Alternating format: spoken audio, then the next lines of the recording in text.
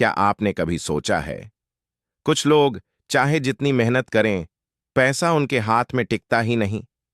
क्यों कुछ घरों में हर समय सुख शांति रहती है और कुछ घरों में बस कलह और कर्ज?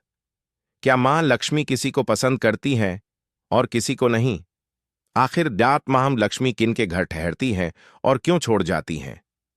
आइए जानते हैं इस रहस्य को, चाणक्य नीति और सनातन ज्ञान ओस के माध्यम से। सुबह का वक्त था।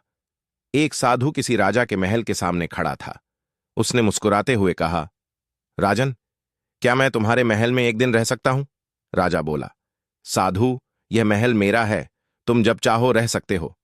साधु मुस्कुराया, राजन, जब यह महल भी तुम्हारा नहीं रहेगा, तब याद करना, मां लक्ष्मी किसी के पास हमेशा नहीं रहती।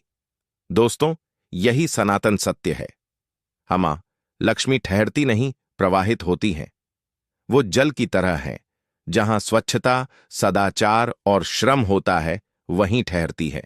और जहां अहंकार, आलस्य और लोभांधत बढ़ता है, ये वहां से चली जाती हैं। चाणक्य कहते थे, धन वहीं टिकता है जो धर्म से कमाया गया हो।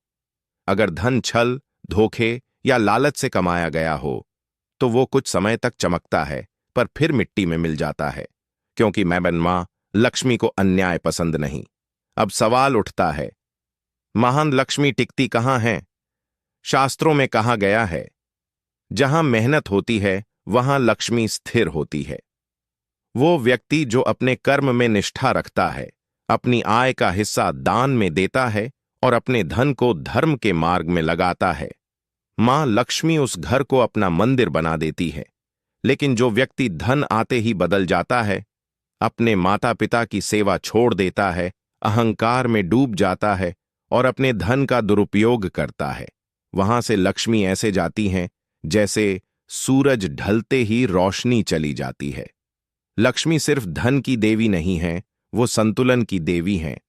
धन तभी सुख देता है जब उसके साथ विवेक, संयम और कृतज्ञता हो, वरना वही पैसा विनाश का कारण बन जाता है।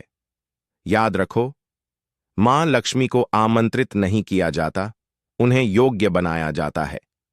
अपने मन को स्वच्छ रखो, अपने कर्म को सच्चा रखो और अपने घर में प्रेम और कृतज्ञता रखो, तब लक्ष्मी कभी नहीं जाती।